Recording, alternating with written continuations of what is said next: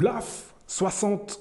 Bonjour Africains, Africaines, comment allez-vous? Toujours content de vous retrouver. Les Africains doivent s'unir. Ça, c'est une déclaration de Kémy Séba qu'on peut lire sur l'Internet. Alors, on peut ne pas aimer Kémy Séba, on peut ne pas aimer ses actions, hein, même en tant qu'Africain ou Afro-descendant, on n'est pas obligé d'aimer Kémy Séba. Mais lorsqu'on le regarde un petit peu comment ça se passe dans nos communautés, force est de constater que cette déclaration n'est pas anodine. Je vais vous faire écouter quelque chose. C'est notre cher Francky Vincent qui, lorsqu'on lui apprend que Anna Kamura elle va représenter la France au JO, c'est-à-dire que c'est elle qui va chanter je dirais le morceau d'introduction, hein, le chant d'introduction, qui va ouvrir les Jeux. Eh ben, il a une réaction assez étonnante. Donc, je vous fais écouter et après on en parle. À tout de suite. Aya Nakamura aux Jeux Olympiques qui va chanter. Non, c'est... Qu'est-ce qu'il y a? C'est une blague. Ah bah non, bien sûr qu'elle va chanter. Elle va chanter. Elle a été choisie par la présidence de la République pour chanter lors des Jeux Olympiques. Une chanson d'Edith Piaf, si je ne me trompe pas. Une chanson d'Edith Piaf. Alors, on passe de Aya Nakamura à Edith Piaf par rapport à un tel événement. Donc, à ce moment-là, Francky Vincent chantant « Vas-y, les Jeux Olympiques, c'est bon », ça le ferait, alors. Pour vous, oui? Ben oui. Ça vous choque qu'elle soit... Ah, je trouve ça très choquant. Que Aya Nakamura chante pour les Jeux Olympiques, ça vous choque? Ben, les Jeux Olympiques, c'est quand même tous les 4 ans, c'est ça? Bah oui, jamais dans le même pays. Quand on fait les Jeux Olympiques aux États-Unis ou dans n'importe quel pays, on essaie d'afficher quand même quelqu'un qui a une notoriété certes, mais qui a aussi un talent fou. Et imaginez-vous on fait ça au Québec, au Canada, ouais. Et que c'est Céline Dion qui va chanter, non? Oui, bien sûr. Tu vois ce que je veux dire? Ouais. Aux États-Unis, c'est Beyoncé. Ouais. Et en France, c'est Aya Nakamura. Aya Nakamura. C'est une grosse blague. Pour vous, c'est une grosse blague. Ah ouais. Donc ça vous choque. Ah oui, ça me choque. Mais alors, Voilà. si Aya Nakamura, pour vous, c'est un mauvais choix, ils auraient dû choisir qui, selon vous, Francky Vincent? Ouais, moi, oui. Moi, ça ferait l'affaire, quoi. Non, mais sincèrement, vous auriez aimé que ce soit... Vous pensez que vous... Si c'était moi, ce serait mieux. Ouais?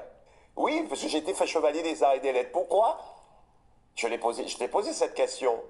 Pourquoi je ne chanterais pas cette chanson d'Edith Piaf? En plus, j'ai une voix de crooner, je pourrais chanter. Oui, bien sûr, Piaf, non, moi. mais bien sûr. Ouais. Non, rien de rien. Non, je ne regrette rien. Voilà, quoi. En tout cas, vous ne comprenez pas ce choix qu'a fait la présidence pour mettre Aya Nakamura en tant que chanteuse lors... Allez ne pas comprendre un choix, c'en est un ou une, je sais plus.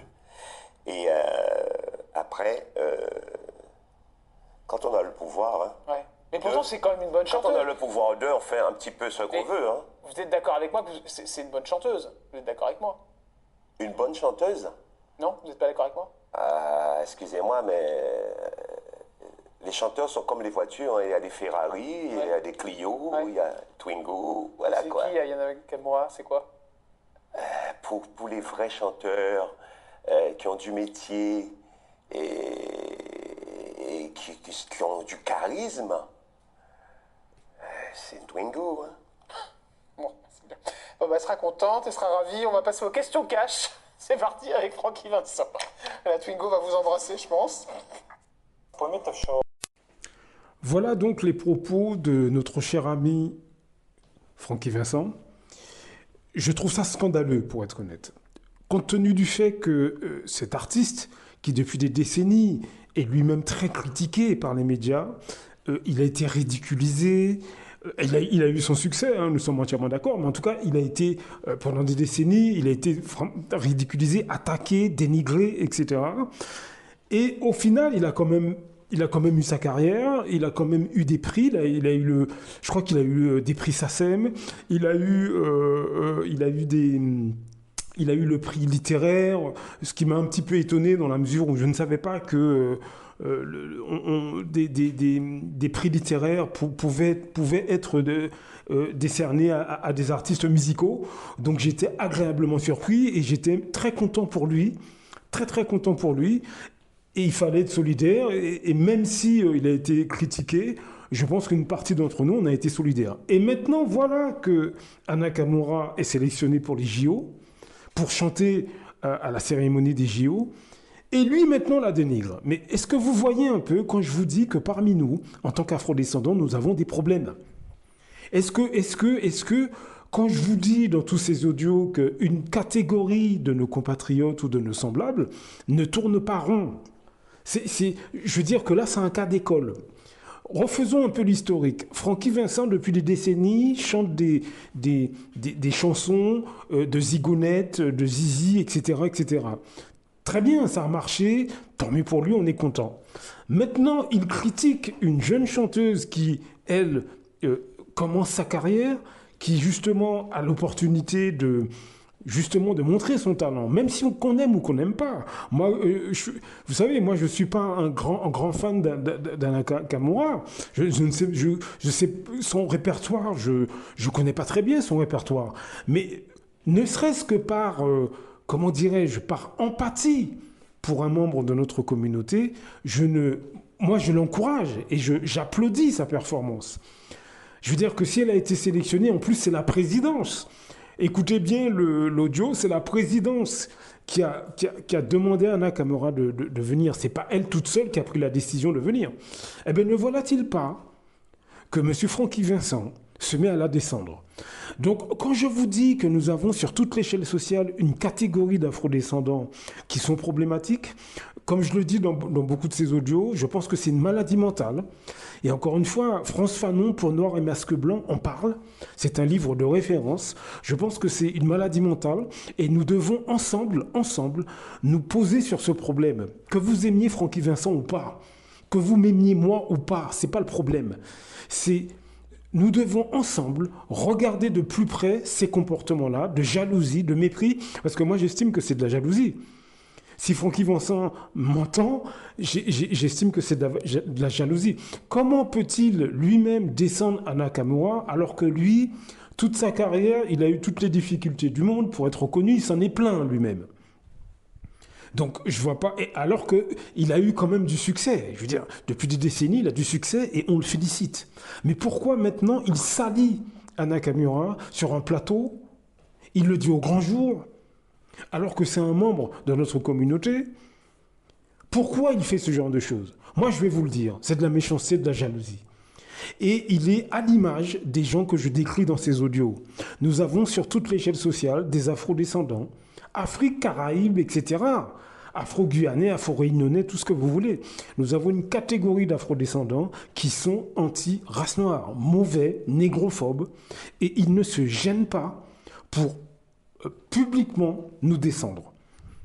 Parce qu'on doit le vivre comme ça. Dans les propos de M. Francky Vincent, je suis désolé, dans les propos de M. Francky Vincent, il n'y a pas qu'une volonté de salir Anna Nakamura, mais c'est de salir tout le monde. C'est ça que j'essaie de vous faire comprendre. Ce comportement, on le retrouve dans toutes les familles. Il y a toujours un élément, un membre de nos familles qui se comporte comme ça, sur toute l'échelle sociale. Je le dis et je le répète, nous avons des problèmes mentaux. Une catégorie d'entre nous avons des soucis et on doit regarder ça de plus près. On doit arrêter de prendre ces problèmes à la légère. On doit vraiment en parler. La toute première chose à faire, c'est d'en parler. Parlez-en au sein de vos familles. Ne laissez pas cet audio dormir dans votre téléphone. Envoyez ces audios aux gens que vous connaissez. Parlez-en dans vos familles, parlez-en à vos enfants, parlez-en à vos frères et sœurs, parlez-en à vos parents. Nous avons une maladie mentale, un trouble du comportement qui n'est pas étudié au sein de nos communautés. Moi, je ne suis pas psychologue, donc je ne peux pas m'étendre sur le sujet, mais je peux constater les troubles du comportement. On peut tous le faire, ça. Je crois que nous devons rassembler des psychologues, des psychiatres de la communauté, des personnes intègres, je dis bien intègres, qui seront capables de nous donner des mesures pour atténuer ce problème. Est-ce qu'on doit mettre en place des thérapies de groupe? Est-ce qu'on doit mettre en place des techniques thérapeutiques traditionnelles ou modernes? Ça, il faut que nous en parlions entre nous. Et ça commence par en parler au sein de vos familles, parmi vos amis. La jalousie d'une catégorie de nos compatriotes ressort dès l'instant où un des nôtres essaie d'aller de l'avant.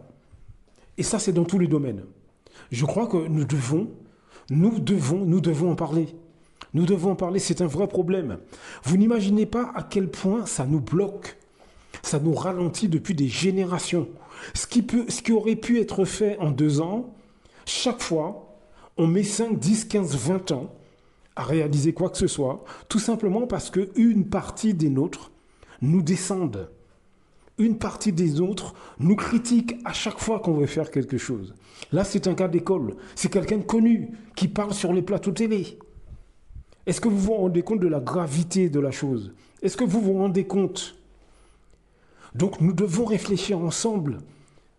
Ensemble, on doit réfléchir à ce qu'on peut faire pour atténuer ces problèmes. Je crois qu'il est important qu'on mène une réflexion ensemble et qu'on arrête d'acheter des portables et des voitures.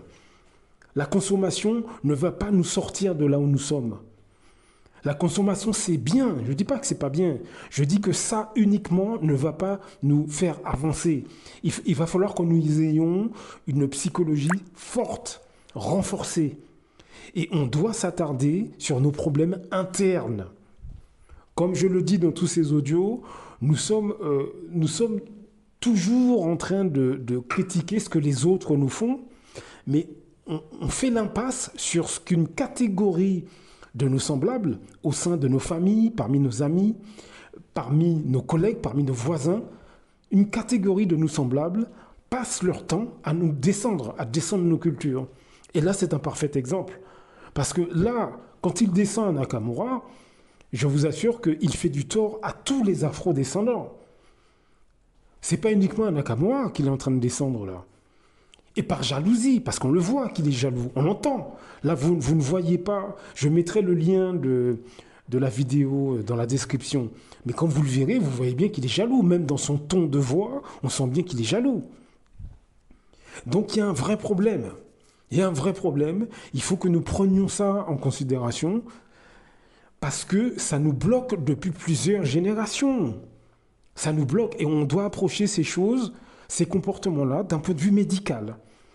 D'un point de vue psychologique, il y a quelque chose en nous qui ne tourne pas rond et il faut qu'on s'y attarde. Parce qu'on va laisser cette mentalité aux générations futures et je vous assure que ce n'est pas un cadeau qu'on leur fait. Ce n'est pas un cadeau. C'est pas un cadeau. 2024, les choses vont être très compliquées. Les années qui viennent vont être très compliquées à plusieurs niveaux. Économique, politique, etc. Culturel. Les peuples vont s'entrechoquer. Et nos jeunes, et nous-mêmes d'ailleurs, on aura besoin d'une psychologie forte. Ça veut dire qu'il faut prendre en compte les choses que nous faisons de mal. Nous faisons des choses, il y a des choses où nous ne sommes pas encore très performants, notamment nos psychologies. Là, c'est un bel exemple. Donc, il va falloir vraiment qu'on en parle de ce problème. C'est vraiment important. Blaf, à très bientôt. Beaucoup d'Africains se lèvent contre des autres Africains. C'est généralement à travers la corruption. L'Europe, l'Occident le sait. La meilleure façon de faire tomber un Africain qui se lève pour les intérêts des Africains, il faut aller corrompre ses amis ou ses compatriotes. C'est comme ça, c'est toujours à cause de l'argent. Celui qui a fait tomber son cara, il a fait beaucoup. C'est parce qu'il voulait être son cara à la place de son cara.